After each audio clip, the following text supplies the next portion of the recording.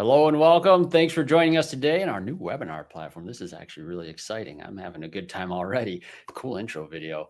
I'm Craig O'Neill, Vice President of Training here at Autoflow, and we're in now part 2 of 3 on our digital walkthrough, our workflow walkthrough. Nice. It is a mouthful. And hey, there's a lot of details to this. With me today is Levi Linsman. He's here to give me someone else to talk to. So when I stumble over words, he'll pick up right where we need to be. Yep. How you doing, Craig? Good to be here with you. Levi. Thank you. And yeah, no, this topic today is a pretty cool one. I enjoyed the first segment very much. Part 1, where we talk about the workflow elements of the inspection and how the inspection fits into the beginning of the visit. But this is part 2. And so one of the things this will cover, we're going to talk about digital dispatching. We're going to talk about work orders themselves. We're going to talk about final quality control as well. And hey, we're going to be bouncing in and out of a slide deck as well as different screen transitions. This is going to feel different today because we're in this new environment. We're using StreamYard now, not just Zoom for these webinars. So I'm going to get that out of the way. We're having a fun time with this, and I think you're going to enjoy the comments. We have new ways that we can show those on the screen, interact with you. You have the comment section. Please use that. We'll love to hear from you.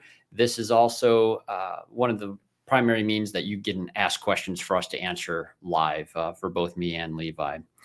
Behind the scenes, we do have Dan Torgrosa and Scott Werner from our marketing team, and they're doing a great job already here, keeping things going. Now, let's dive in. When we get into this topic, we're talking workflow. We're walking through the whole thing. Where we stopped in part 1 is right up at that point of approval. Part 2 is going to cover everything pretty much to the right of that orange arrow. That's where you are right now today, folks. We're going to go from that moment of approval, and we're going to manage this middle portion of the workflow. This middle part of the flow is usually where I see things start to break down. I see a lot of folks really good at the first half of the workflow and struggle a little bit to understand the value in between. And there's a lot of value in this section of the workflow. So once again, we're going to go in tool, we're going to go out of tool, we're going to go into some slides here, and let's just recap that point where we did leave off. We talked about getting the inspection sent, getting the client to open it up, and using the inspection as our primary method of advising and counseling on the visit. Something I know, Levi, you've done in the shop for a long time. You had a lot of great things to say on this. This next part, did you consider this a little bit more challenging or as challenging, or is there anything more complicated you thought of as we moved into the second part of the workflow? No, it's not any more challenging, but you are right. It kind of does drop off, and you do see advisors stop with the continuation of the flow, or even technicians being able to click on that to advise the customer or at least update them to where they need to be. It's like, oh, we got the sale. Well, we're good until it's done. Well, what about all the middle of it? Yeah, no, that's pretty much what I've noticed as well. So let's go into this, folks. First and foremost, let's go our next slide.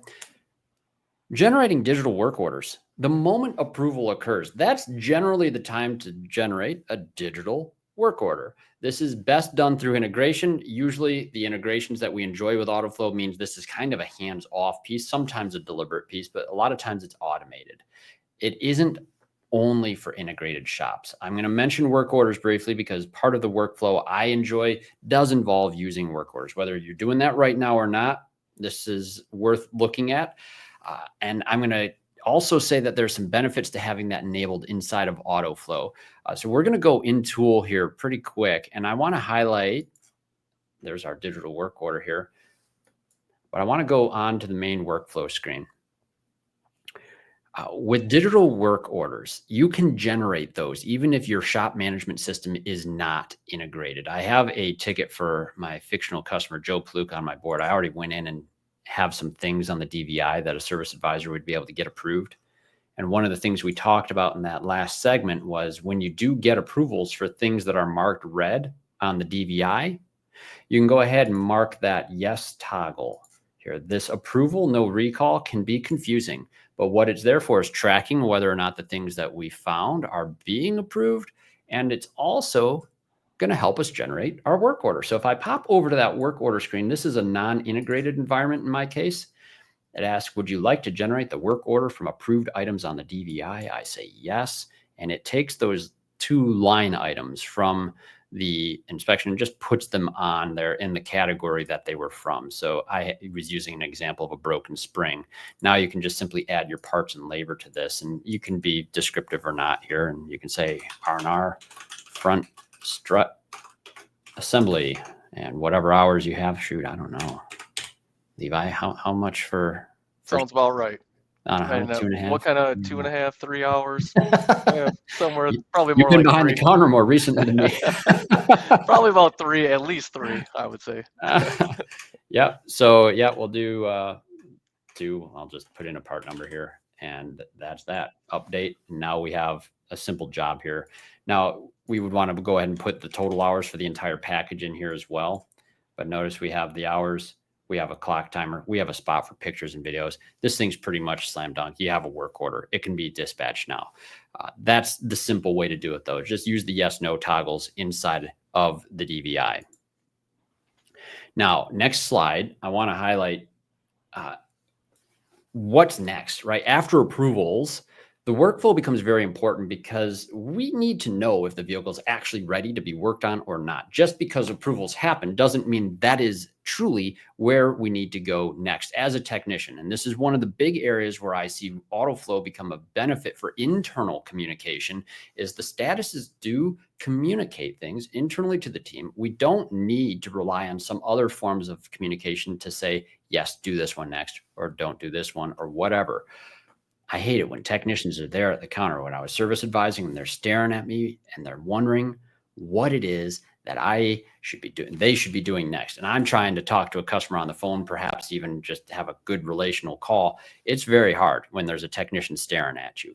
Service advisors, I think you've all felt this.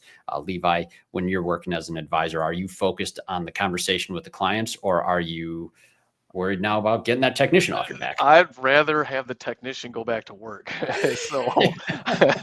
out of the corner of my eye when they're hovering over, even though they're being patient and they think they're just not really doing anything, out of the corner of my eye, I'm distracted. I'm not focused on the conversation that I'd really like to have.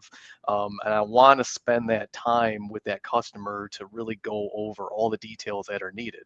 We're covering a lot of stuff on these DVIs. There's a We're lot. and vehicles are lasting a lot longer now, so there's a lot of different things that we can discuss. It's not just a quick 3-minute conversation or 2-minute or however it goes. I like to have a nice detailed one. And when I got somebody over here, Yep. I'm looking out, it's distracting me, and it's affecting my performance. Yeah, and once that train goes off the rails, it's in the tall grass quick, and finding your pace again is very difficult. So I feel like the guys who have worked both roles in the shop, service advisor and a technician at some point in their career, they get it. Like the service advisor role has a lot of competition for the service advisor's focus and attention. And what we're going to be talking about next is really some strategies service advisors can use. It seems like things to do to advisors who are used to chaos and just being very reactive. But we need you to do these things so that you are in a better shape to have less interruptions. And the more you do to prep, the better it is. So we're going to go into this. And I like to say this too, before we go into dispatching further, Levi, this is something I get a question on a lot for shops using digital work orders. There's this immediate impulse to want to be fully paperless. I see paper and digital overlaid all the time very successfully. That's been your experience, correct? That's correct. Yeah, we use paper and digital, and it worked very successful. So there's there's benefits to both of them. And yeah, would we like to be completely paperless? Yes. It takes time to transition. So it also, the benefits of going fully, I'm kind of mixing my words up here, but yeah, No, there's you're right. benefits to It both of them. does take time to transition, and that's why I always affirm the shops that are using both. Shoot, Chris's shop, Golden Rule, our CEO invented Autoflow. His shop still use the sleeves. When they get the keys, they still see a paper slip in there. Do they depend on the paper? Not as much. No, there's everything else is digital now. But let's take a look at some other pieces on this, because I think what we're trying to accomplish here is really just this question: what should I be working on next as a technician? What should I be working on next? So let's go in tool and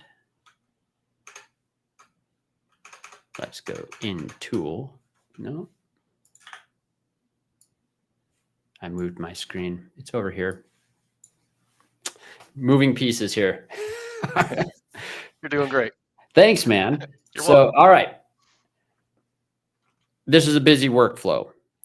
When I'm trying to dispatch, I'm going to take us out of this screen. The reason I love work order is because when that is on in Autoflow, you also have access to TechFlow. If you don't see TechFlow and you are just using DVI and QC, you're going to still have the set priority screen, which is your basic technician column organization board. I think we touched on this in part one a little bit. It's very simple to dispatch for a technician, drag and drop dispatch anywhere you need to go, and you can make sure that the technician's properly assigned. This works great. Even if you're using digital work orders, I highly recommend playing with the screen. You can look at all the cards, access all the forms that you need to.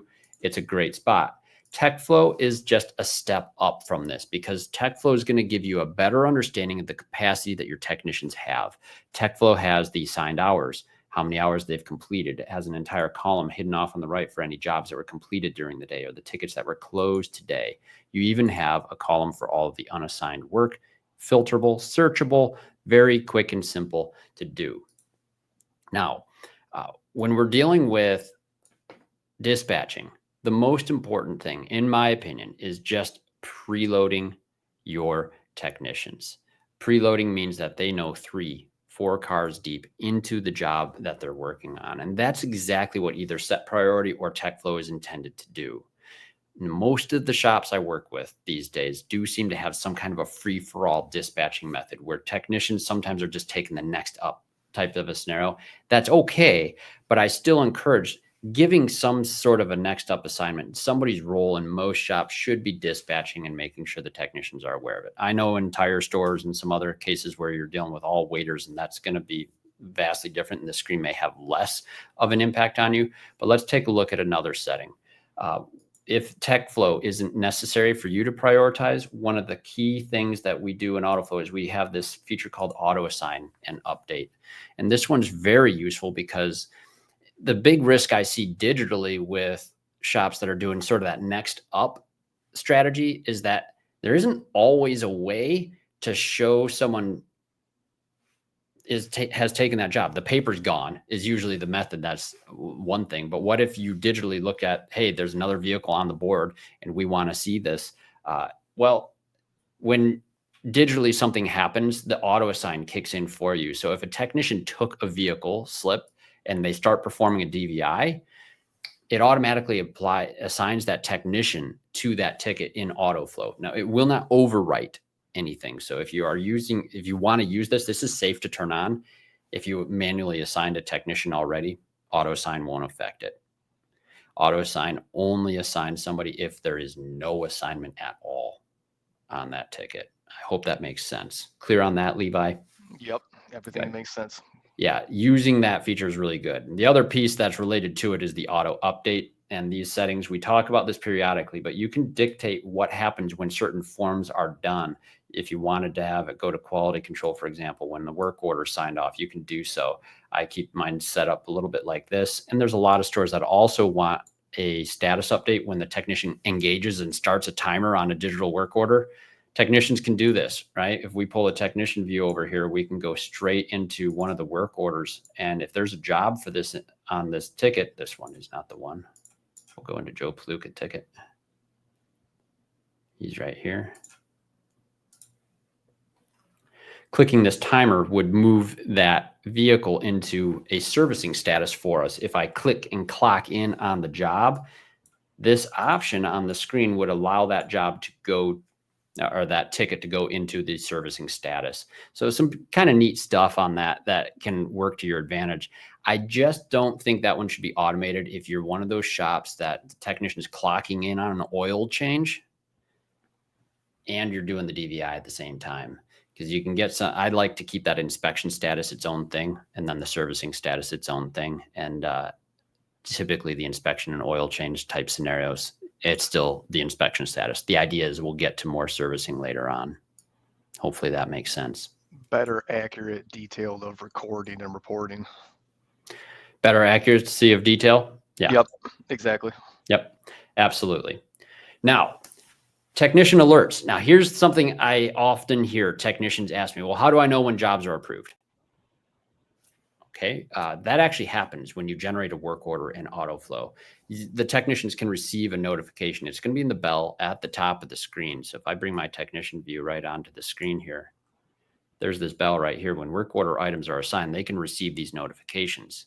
Now, the thing that I like to mention on this is that, folks, I'm really not a big fan of notifications in general. There are some pretty good user settings that we can show you here, and we're going to go in tool on that because I think it's worth talking to. But going digital aggravates some technicians because all of a sudden they have this expectation that you're going to be reaching out to them on their device, and they're going to hear a beep, a chime, a bell, a whistle, or some other thing that's supposed to alert them to something that they need to do something about. And that creates a lot of noise. And technicians hate interruptions just as much as service advisors. I do not recommend relying on push notifications. So I'm going to go into this here and we'll pop this on the screen. I'm going to go full screen for the benefit here. And this is a technician login. I'm going to go straight to user settings. Now, a lot of fun stuff in here that you can do. And I'm just going to scroll down to notification preferences. And I'm going to zoom in just a little bit here. There are only 5 types of notifications for technicians inside of the application. I have them on, and it's safe to turn them all on because all the on switch does inside of Autoflow is put it in that little bell at the top of the page. What you're going to want to look at as a question is whether or not to subscribe your device to push notifications. Push notifications are those lock screen type notifications or the Windows pop-up notifications. These things can happen and they can send off an alert, a chime or bell or whistle for our technicians.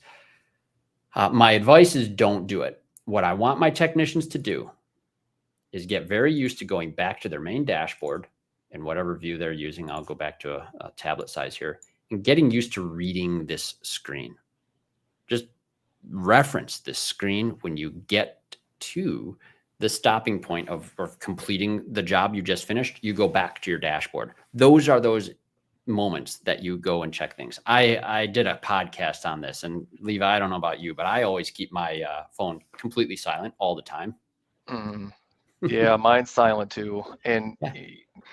I want to ask a question. Why you don't like the bell, and why is that? Oh, the bell at the top is fine. I don't like Yep. beeps and whistles.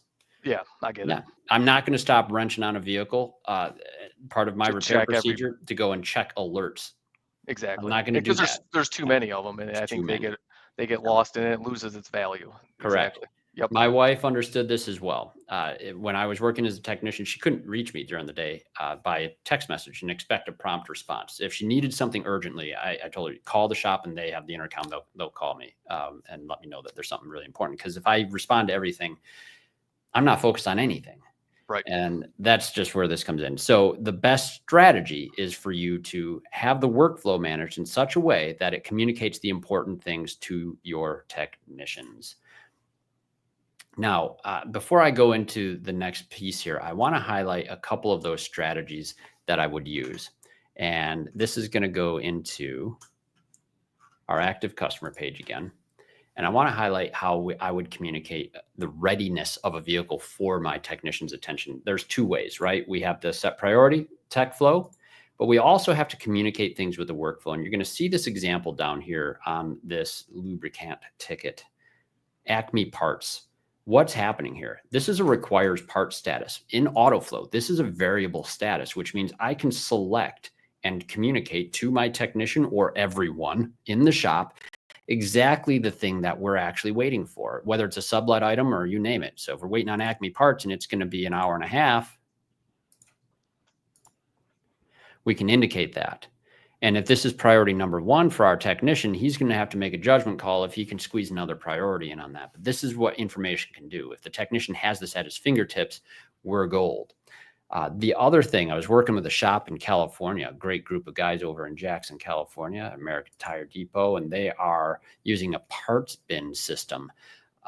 You can actually indicate the arrival of parts by having things in here. This is sort of a pro tip for you inside of Autoflow. When you are managing these pieces, it's in workflow setup where the button says associate parts vendors. The tip is this: it doesn't have to be a vendor. This can be literally anything you're waiting for. Anything at all. Doesn't need to be a texting status. It can just contain all the various things that you would be waiting for, and add that, and it goes right into the list. Super useful to stay organized. Absolutely. Yeah, this is one of those ones that when we're demoing Autoflow, people catch on to, but then they forget about later on. And that's just really, I would encourage you to use that status to communicate whatever's important on this stuff. The dispatch status, I call it dispatch in this so it matches up my slides. I usually call this one an abbreviation. I use WOT for waiting on tech, but dispatched is what I call it to help clarify that. Everyone asks me what WOT means. It's not wide open throttle. It's waiting on tech. Yeah. Yes. So dispatched is what I want to do to indicate to my technician that, okay, you know what? We have everything we need for this vehicle and it's ready for you. And what does that technician see? If I pull his view over onto the screen, this technician would be able to see like, okay, yeah, Craig O'Neill's ticket. I have parts in that bin. That's cool. Technically, technician could go and do something with this too if he's got the parts, and maybe you don't need a dispatch status on that. I keep both just for demos, but technician can move the status to what's relevant, or he can pick and choose which job he's going to. It isn't going to be priority 2 because it's an estimating. I want the information there so my technician can make an informed decision about which vehicle is going to be the best one for him to move on to. And once you start analyzing things from this view, you're going to get better at it. There is another view for technicians. I've shown you TechFlow. A lot of people don't realize this. Technicians can now view TechFlow, but it is a permission. I'm going to show you how to do that permission in a second. But TechFlow for a technician can be isolated to just show them the work in their column. And so that view is favored by many technicians. You can collapse and keep things concise. You can see that stack of cars. Think of it like the stack of paper on your clipboard. This is a simple way for our technicians to be able to look at things and move through. It does tell you what status it's in. And there are also the tags being indicated here on the screen as well. The D is for drop off. You can add additional tags as well. That's really cool. That's the one that I would use as a technician. Yeah. And it's nice to have options. But that one looks really clean.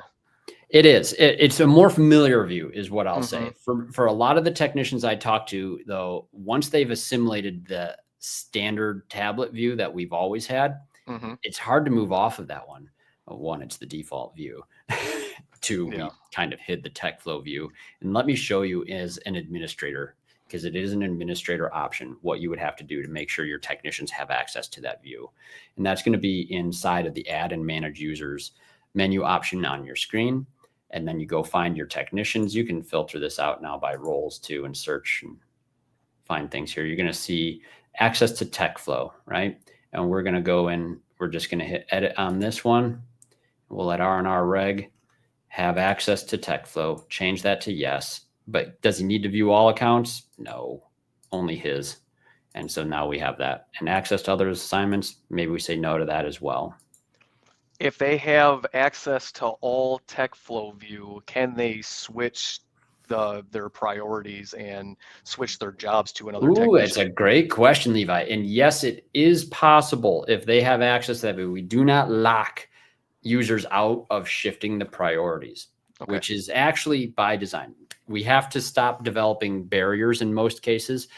You do want to allow certain individuals to do this and certain individuals don't. And we haven't done tons yet on role permissions. But yeah, technicians can adjust the priorities. I would tell them if they're not supposed to change it, don't change it and count on them to follow your instructions. But the guy that you do allow, yes, he can shift them into the order that he needs to do. Excellent. Yep. My best advice is make sure the service advisor is prioritizing the work as best as possible, or your shop foreman. Now, there's a lot of things that we covered. There's another set of tools, though, that I think is worth pointing out, and that's going to be on the work order parts list. It's a feature. It's called the work order parts list. And I'm going to show you this in 2 different environments here. I made a quick standalone work order a moment ago, and you can indicate orders that have parts that are arrived or not. I'll pull our work order back up now that I've marked that part as ordered. If I go into that work order as this technician, they will see those indicators on that work order. Same thing if I go here and mark that off as arrived. If I refresh my work order as that technician, it will show as arrived. And this screen, this work order parts list, is a very useful screen for anyone in the shop who is responsible for managing the intake of parts and making sure they are actually ordered. I'm going to go into this other environment here, and I'm going to go into that same feature. This one is tied with a shop management system, so we have a lot of tickets with a lot of parts on it. Here I had Levi work on this earlier, and you can see that you can find things very easily if you wanted to search for a very specific RO number and narrow down that one and the parts that are here for it. With many integrations, this is tied to the shop management systems, or you can manually change these yourself. And this is just a really great way for your parts managers to be able to stay on track of things. And once everything's checked off as arrived, what do? You move it to that dispatch status and you're on, and your technician will know that it's ready for them. Pretty fun. So we've covered now the workflow, TechFlow, some of those elements here. We've talked about dispatching. Listen, I'm just going to say this on dispatching. When it comes to prioritizing work, preloading with clear commitments, estimated time to completion, all of that shows up for technicians on their tablet or inside of the TechFlow screen. We want to assign work according to their actual abilities, because the real priority, always, safety, reliability, and efficiency of our clients' vehicles. This is a non-negotiable. And I do approve more of those workflows that have people assigned and prioritized rather than the free-for-all stuff, unless everybody grabbing the free-for-all is surely qualified for the types of work that are required on that vehicle.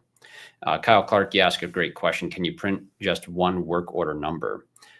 Print with just one work order number. Well, work order numbers can actually be modified. If you're using standalone, I'm not sure if you're using standalone or not, but work order numbers are coming from shop management systems on one case, or if I'm in my standalone environment where there are no work order numbers automatically pulling through, you can go ahead and click on the name of the customer and type in an invoice number in that field for the parts list. I understand now. Let's go back to that view. I'll answer that for you. I think this was my view standard. Here we are. Let's go in. You're talking like a one work order number, as in just like a single digit. I'll just type 3. I think you need more than one character. Yeah, 3, 1. I needed 2 characters. Can you print with just one? I'm not sure. Might need to, oh, I see the print to PDF. That's what you're referring to. There, that makes sense. I don't think the search filters that out. I think the print is going to do all that. Now the filter maybe, but I'd have to play with that. That's a great question. Now I'm curious, but I won't go into that here, but I think I understand your question now. We'll take that off air. Okay, where are we? Let's go back into our deck and let's look at what's next. So we've actually covered a little bit about requires approval, requires parts, waiting on tech. Now we get into a topic I really enjoyed. Whose job is it to update the workflow? Levi, was it just you managing the workflow? Service advisors probably primarily, technicians Primarily, yeah, primarily yes. Okay. But I do like the teamwork aspect of it now that we're getting into it. It sounds nice. I like the way that you coach on the technician saying, okay, we're servicing the vehicle. That makes a lot more sense. And then that helps me know where we're at too. Instead of when I look over and a technician's been working on it for 2 hours and then I text the customer and then it's done in an hour and now I have to wait. It kind of helps filter out a lot of that stuff. Yeah, absolutely. Now, here's the thing. Technicians don't like to hit status updates. I get it. It's another step. It's another thing to click on in a software application. That's why we automate so many of the statuses. As automation is cool, but it also brings about sometimes some complacency in communication. If we are always assuming that everything's updating automatically, a lot of assumptions get made, and that's when gaps in communication come in. So I want to talk about this. There's a couple of timer techniques I like to use for technicians because it solves a problem for them. I want to show you what I mean. Let's go and let's pull our, we're going to take our technician tablet back on the screen here.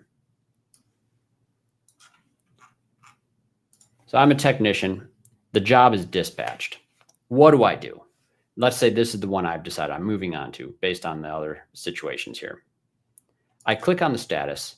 I go into servicing as the status. Now, I have a downtick timer programmed for this workflow step, which means that I, as the technician, based on the jobs on that work order, can dictate how long I'm going to need this vehicle. And I always teach technicians, hey, look at this two different ways. There's a positive way and a kind of a negative way of looking at this. The negative way is stay off my back this long. Don't bother me.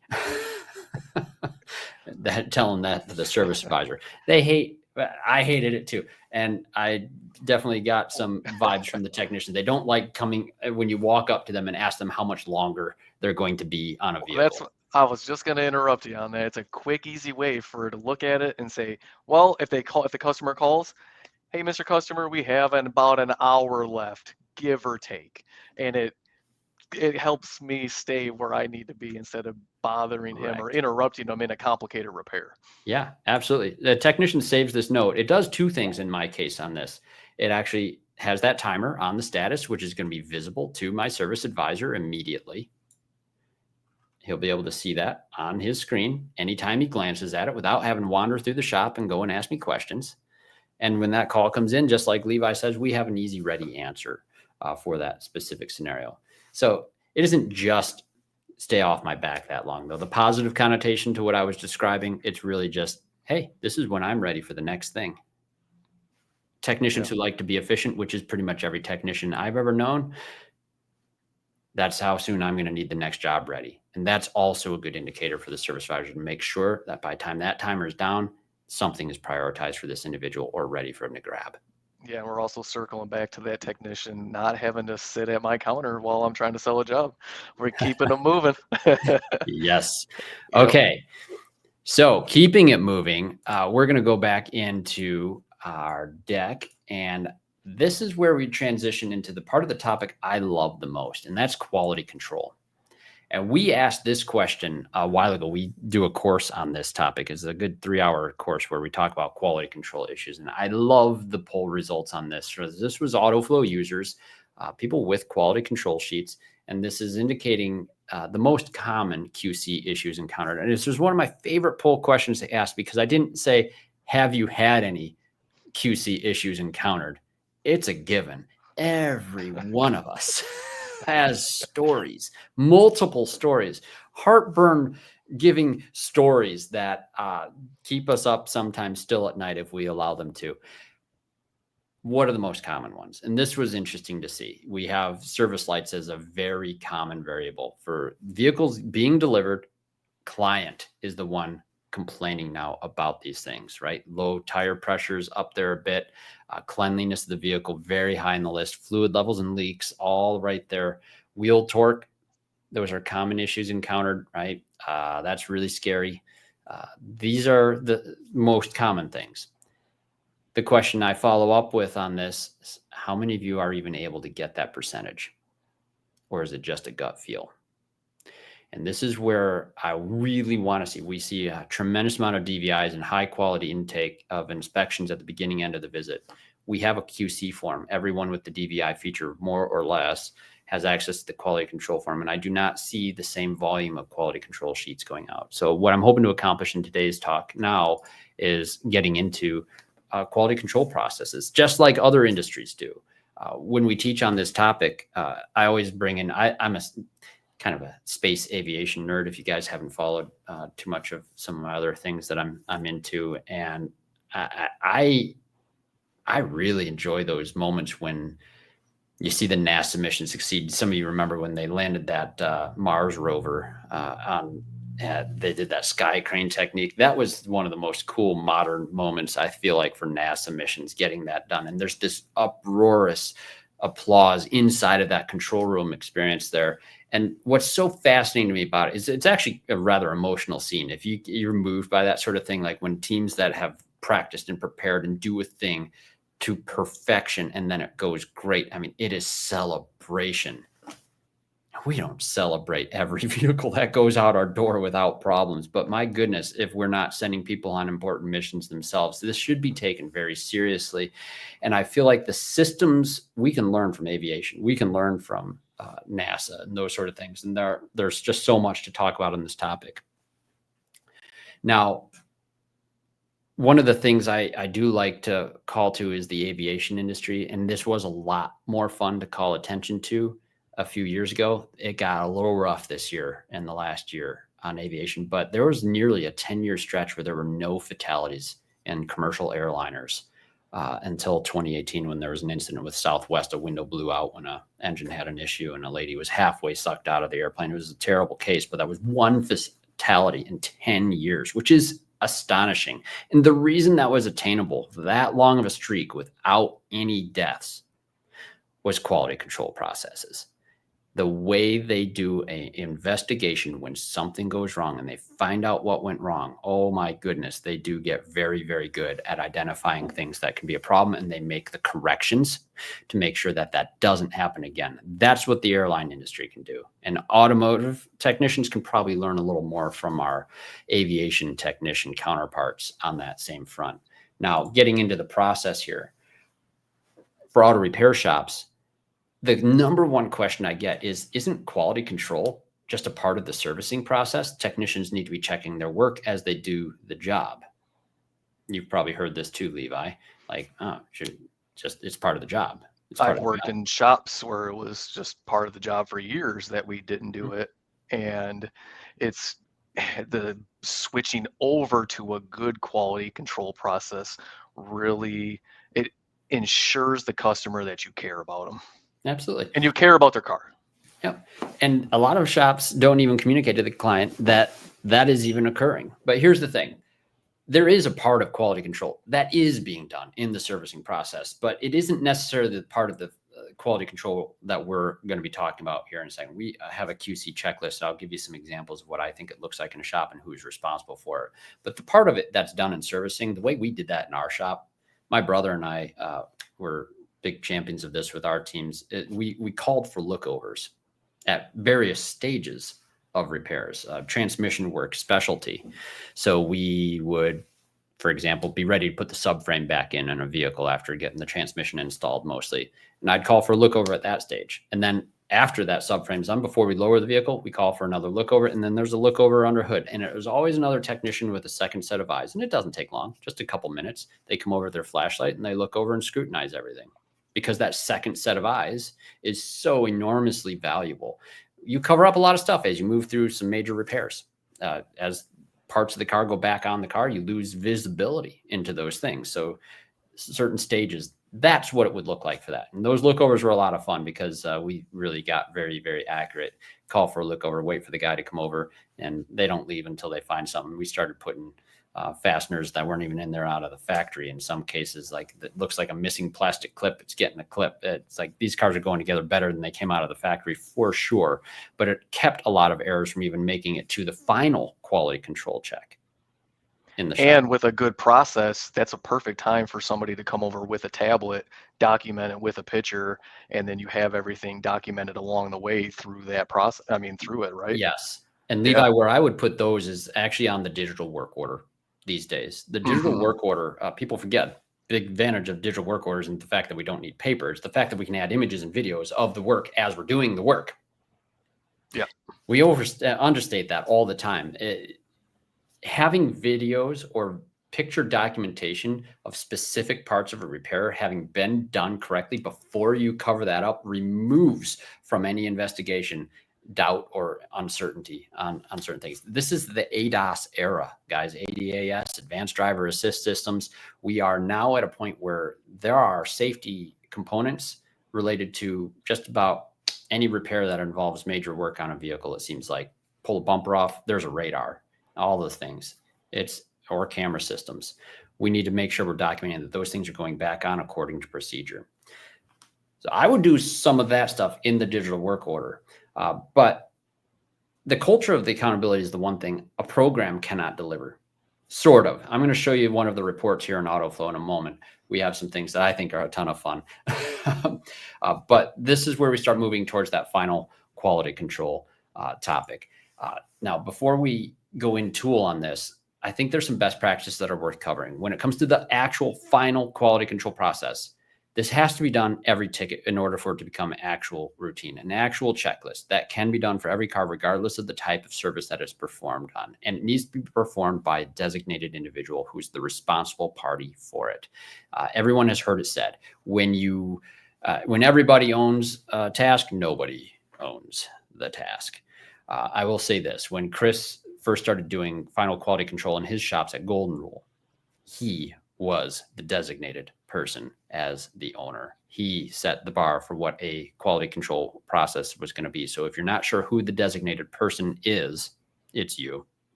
It just is. And it has to be done with extreme honesty. And what I mean by this isn't the fact that, oh, we found something and now we're just going to take care of it and mark it green. I mean, like, you leave it marked red and then you mark it as addressed. I'm going to show you what I mean by that.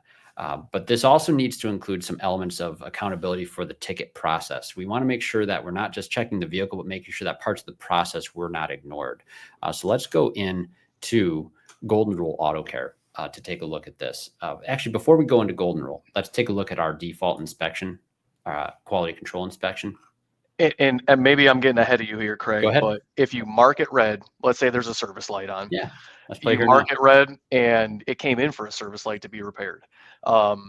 Okay, well, whatever, ABS light came on. Mm-hmm. Would you leave it red after it's fixed?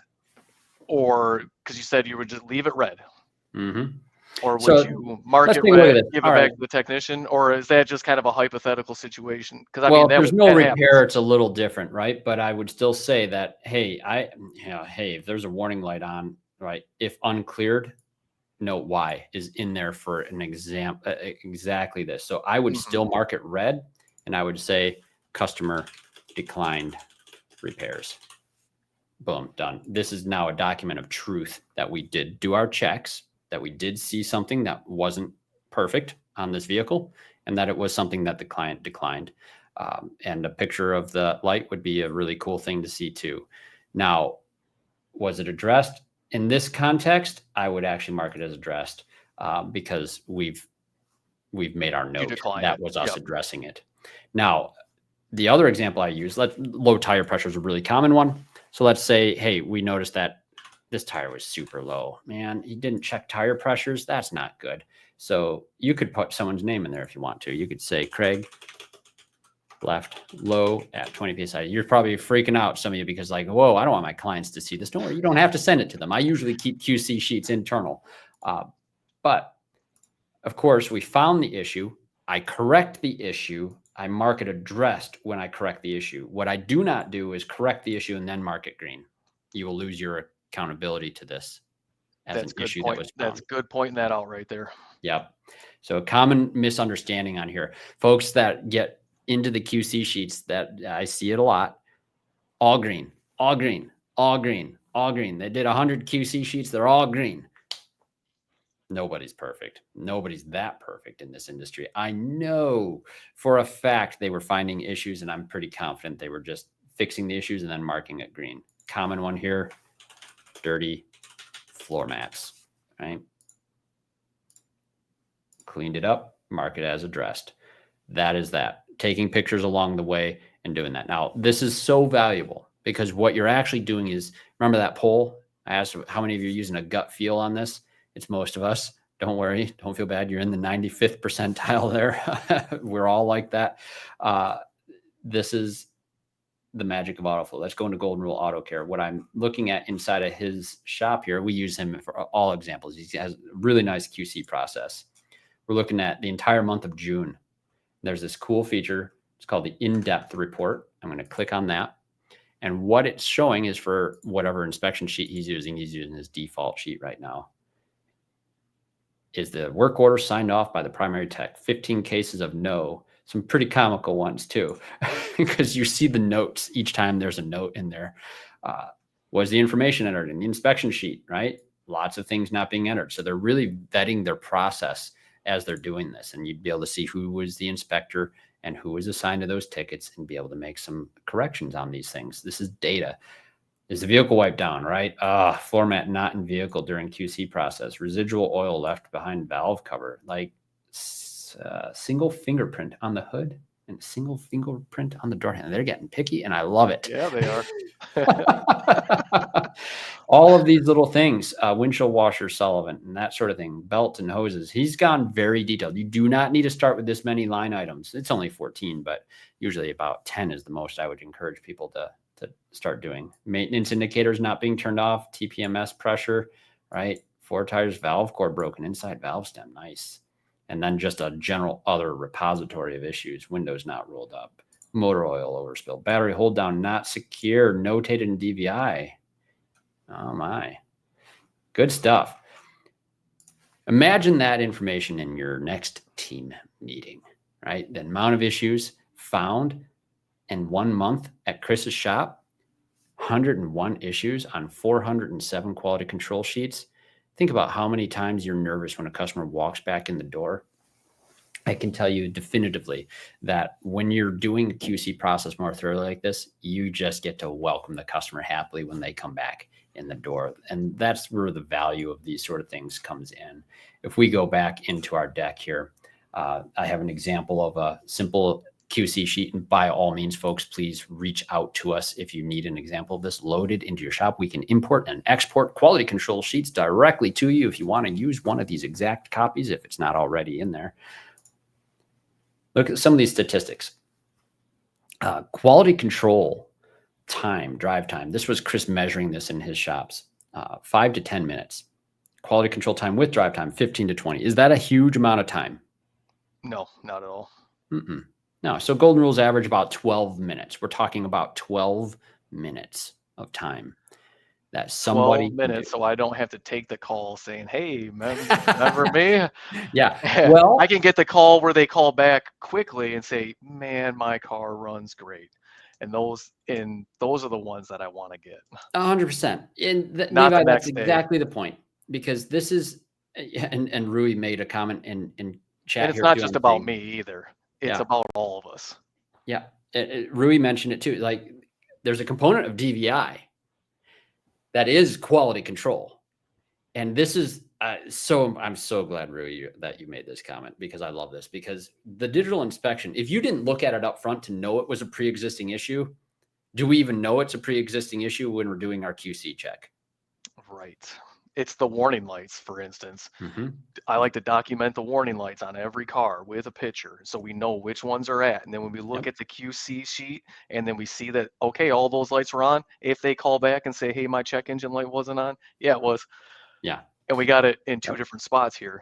Yep. That DVI is the baseline. The QC is how it's leaving us. The DVI is how it came into us. The QC is how we live it. Guys, my brother, I'm going to be doing a podcast with him hopefully in the near future when he's not busy camping with all of his 5 kids and everything. He's crazy busy. My brother's in the ADAS world, where he's managing a team of ADAS technicians who do recalibrations with body shops on the latest model vehicles in the world. And I'll tell you, one thing that I've learned from listening to him is pre-scans, post-scans, vitally important in that realm. We are entering that realm in the automotive aftermarket, where even someone coming in for an alignment, you need to know that baseline, that pre-scan on that vehicle, in order to be able to see what it is going out with your post-scan. But if all you ever did is post-scan and you never knew the pre, there's a lot of things you might miss. And it can become a real liability when the ADAS safety systems are at play on some of these vehicles. And that is not going away. More and more vehicles are having it. I don't think there's any new vehicles being made, hardly at all, that don't include some of those new systems. So like Levi was saying, and as Rui was catching on to, look, guys, a little bit of time investing into the DVI, little bit of time investing in that outgoing inspection to make sure everything's good means you aren't going to have a lot of those pain in the butt comebacks that eat up way more time than your quality control. Now, I'm also going to give you guys a tip on this one. Now, remember, at the top of my screen on our slide deck here, you'll see the statuses. The ones in parentheses, we teach you this in Autoflow. The statuses with parentheses in the title are silent and don't send a text. I have been doing something I sort of regret. I've been teaching a lot of people, hey, don't send a text message on the QC status. And one of my newer clients overseas, in fact, started texting on that status, mainly because they really want people to come and get their car quickly. They have a very small parking lot, but the most interesting feedback started trickling in from that client. They started to say that, oh my goodness, that is so great that you're performing a final quality control check on my vehicle. Thank you. No one else does this. I Folks, like no one the else idea does of it. this. I like the idea of it now that I'm, talking about it more, Mhm. where it was probably a little scary sitting at the counter to send it out because you're always worried about what the feedback's going to be without even really Well, I'll knowing tell what's you going my fear. to. Yeah, my fear was we're going to text them, let them know that we're doing a final quality control check. We're going to find something significant. They're going to show up and pick up their car. We have to tell them the bad news. But what was going to happen anyways? We were already going to have a delay. Yeah. Yeah, You have to communicate it though. And when you start telling people that you're doing final quality control checks in their vehicle, gauge their responses, folks. You are going to see some absolutely insane things that will challenge your perspective on life, because I have been wrong, I think, for about 6 years on and suggesting that, hey, don't worry about sending a text on that status. I'm telling you, open it up. Be that shop that communicates to your clients, because guys, they do not know what our processes are like, and they are worried. I'll ask this question, Levi. You've probably been asked this too, and I'll ask the audience too. Have you ever been asked by a client, did you look at it? at the end of it or At the end? at Period. the end. Ever. That question, period. That Anytime in the visit. Not really. I mean, I don't know. I guess they do. I've had so many conversations over the years. Did you? And I I've like to had that question come to me multiple times in the transmission multiple that we've times. been asking if we looked over their car. And Yeah. I've had them ask the other version of the question that you I might have guess I heard. kind of, Did you road test it? yeah, I guess I took that out of the question because we always did it. So I would say, "Hey, I drove your car and Good. everything." And that's just the way that Exactly where I'm going. it's just the way that we did it. So I guess, Yep. yeah, would they ask? Yeah, Well, you cut it right out of your they life. already Good. knew. So they already knew we were driving it. They knew that we cared. Yep. And Yeah. you do have the time to do it. Sometimes I can see where we see that graph back there where it was 5 to 10 minutes, and I can see people's eyes going, "Oh, we just don't have the time." There's lots of time throughout the day. You can do it. You can do it. It is going to cost you less time than the mistake that you will miss. Exactly. And the value of a lost customer, we didn't put that in the slide here. And it is so, so hard to put a true statistic of that, folks. The value of a lost customer, though, is conservatively $20,000. And it's probably substantially higher than that. Substantially higher than that. If you catch one issue that prevents the complete breakdown of trust, this will have paid for itself tremendously. We have plenty of stories on that. Levi, what's your most recent faux pas on a quality control issue in any of the shops that you've been that you can think of? What's even the worst one that comes to mind? The worst one, this is what happened a lot with me was I would come in for, let's just say, a wheel bearing noise, and then I could hear a wheel bearing noise after the repair was done, after I drove the car, and then I would have to give it back to the technician to get it dialed in and make sure that we were actually addressing the reason why the vehicle came in. I had that. We have oil leaks that you would find after doing oil changes. There was all sorts of, I mean, cracked windshields that weren't there, that the customer said that weren't there before. But then we had documentation of the windshield being cracked at the beginning, and they were just looking to kind of, it's not, I don't think Oh, they were, they'll be the I gotchas. Yeah, for there sure. was a lot of the I gotchas, Yep, yep. and I always like to give people the benefit of the doubt, I guess. You have to. Yeah, you have to be Yeah, all I'm that not way. that cynical, but Yeah, the yeah, windshield one was one that it bothered me because I'm like, we documented it right here, yeah, or a check engine light. I mean, there's so many scenarios, Craig. yep. No, I'll You tell you, said like one, there's 10. I mean, Chris had one noted on this, these stats here, positive battery terminal, not fully tightened, like those sort of scenarios. Whew, man, yeah, the worst ones that I remember, customers go out to their car. They just got done paying for like this $3,500 back in the day. Transmission is $6,000 now for transmission work. Good grief. And the car doesn't start. yeah, The battery was dead. Oh, the those are, technician had to jump it when he went for the road test. And the time that it was sitting there in the lot, did they recommend anything on the battery? No. You're stressing me out even talking about Yeah. it. Or you go outside and the hood's popped open after they did some repairs, and that's good things for the service guys to go around and look around, make sure the hood's shut. Yeah. I mean, Nope. Little things like that. I've picked up my vehicle from repair shops where my hood wasn't shut. It's my fault. I have an old Honda that needs that little latch moved with a screwdriver, but little things. But hey, QC folks, it's a key step to make sure getting vehicles out the door, just to be clear, is not the goal. The real goal is get them out the door so they come back in the door for the right reasons. And this is where we're going to go in our next webinar. Our next webinar is going to be on August 20th. That'll be 2 p.m. Eastern as well. And this is part 3 of our workflow walkthrough. I have to slow down when I say that. you'll get it.